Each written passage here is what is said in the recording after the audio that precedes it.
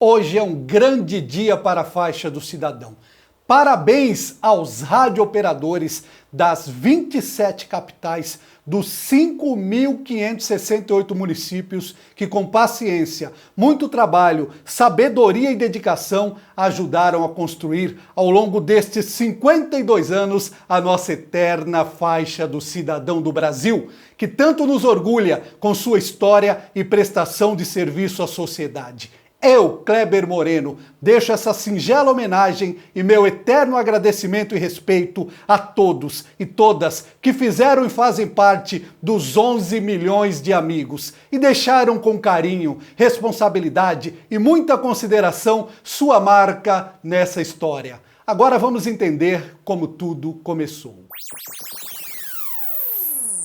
Alfred Gross foi um inventor de vários dispositivos de comunicação portáteis, incluindo o primeiro walkie-talkie. Gross começou seu romance de toda a vida com as comunicações sem fio aos 9 anos de idade. Isso aconteceu durante um cruzeiro no Lago Erie. Enquanto explorava o navio, Gross conheceu o operador de rádio e foi convidado para conhecer a sala de rádio e passou a ouvir as transmissões. O som da telegrafia sem fio fascinou Gross tanto que ele implorou aos pais que comprassem um conjunto de cristal. Pouco depois, Gross começou a construir um rádio transmissor e receptor com materiais de sucata. E aos 15 anos estava fabricando seu próprio chassi de metal para rádio. Um ano depois, obteve sua licença de rádio operador amador. O próximo passo para Gross foi construir um dispositivo portátil,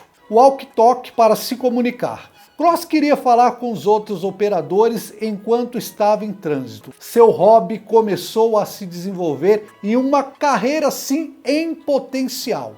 Em 1938, quando era estudante de engenharia elétrica na Case Western Reverse em Cleveland, Ohio, Gross havia conseguido inventar um rádio portátil bidirecional usando componentes miniaturizados. Ele então começou a explorar de maneiras assim, de mil maneiras, de tentar usar a frequência acima de 100 MHz.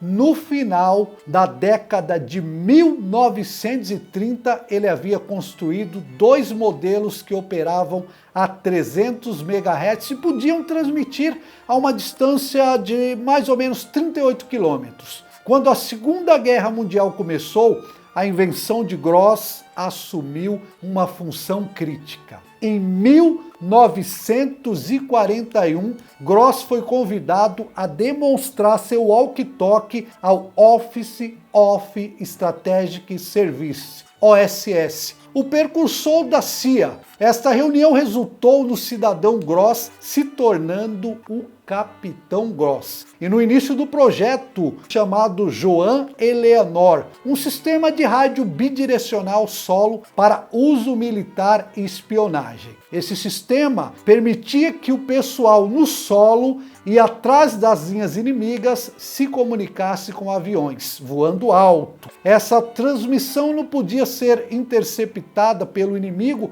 pois os rádios operavam naquela época em frequências mais altas do que os transceptores padrões disponíveis na época. Esse recurso permitiu a coleta e relato não detectados de movimentos militares inimigos. Muito depois da guerra, Gross recebeu reconhecimento pelo seu trabalho. Sua contribuição foi citada como uma redução significativa da guerra por meio da coleta bem-sucedida de informações. O resultado líquido foi o salvamento de inúmeras vidas.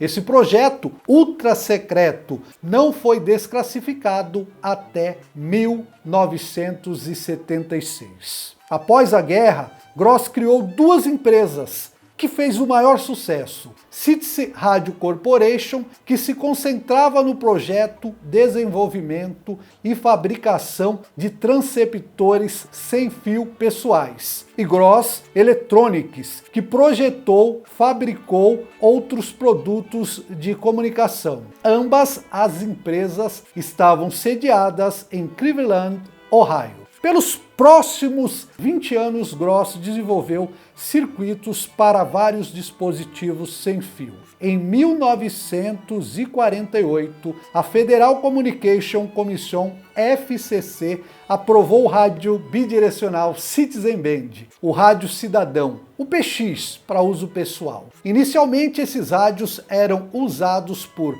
fazendeiros e pela Guarda Costeira dos Estados Unidos. Um ano depois, Gross inventou e patenteou um circuito que respondia seletivamente a sinais específicos para uso como um receptor de bolso, o famoso pager. Os antigos bips. Os médicos eram seu público-alvo para uso de tais pager. No entanto, a reação inicial da comunidade médica não foi entusiasmada, porque simplesmente o dispositivo apitava. Os profissionais médicos previam que o ruído incomodaria os pacientes e poderia até interromper o precioso jogo de golfe do médico. No entanto, Gross viveu para ver seu pager não apenas ser aceito, mas também para se tornar um dispositivo necessário para muitos profissionais e provedores de serviços. A invenção de Gross também recebeu fama inesperada quando foi apresentada na série de quadrinhos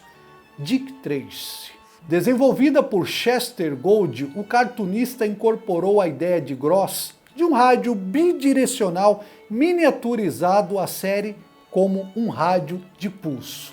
Então, no final da década de 1950, isso quando estava chegando a televisão aqui no Brasil, a Marinha dos Estados Unidos lançou uma estação meteorológica não tripulada operada por bateria na Antártica, que foi projetada e fabricada pela Gross Electronics. Gross continuou a desenvolver e patentear vários dispositivos telefônicos sem fio e portáteis. Durante a década de 1960, depois de fechar suas empresas, Gross não se aposentou, mas continuou a conduzir pesquisas como especialista em comunicações por micro-ondas para Sperry Corporation, General Electric e Westinghouse, bem como outras grandes corporações. Aos 72 anos, ele se tornou o engenheiro principal sênior da Orbital Science Corporation.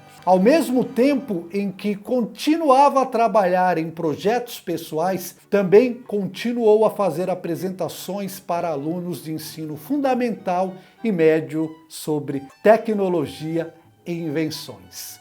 Embora suas numerosas patentes tenham expirado antes que Gross pudesse ter todas as recompensas materiais por seus esforços, ele é citado como tendo observado sem rancor que, se eu ainda tivesse as patentes de minhas invenções, seria tão rico quanto Bill Gates. Para Gross, a verdadeira recompensa era a capacidade de continuar sendo produtivo por toda a vida. Ele nunca perdeu o entusiasmo por explorar e expandir a tecnologia sem fio e compartilhar seu conhecimento e entusiasmo com as pessoas.